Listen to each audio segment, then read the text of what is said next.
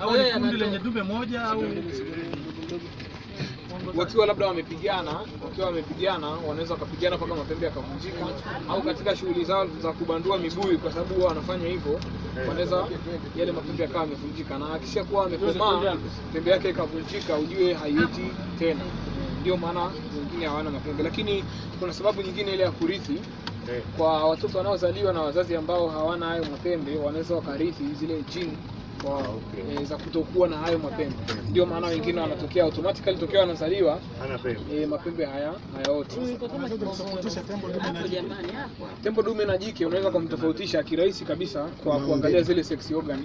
Hiyo ndio njia rahisi ambayo inaweza kukusaidia. Ukiangalia majike wanakuwa na chuchu mbili ambazo ziko katikati ya miguu ya mbele kama vile binadamu.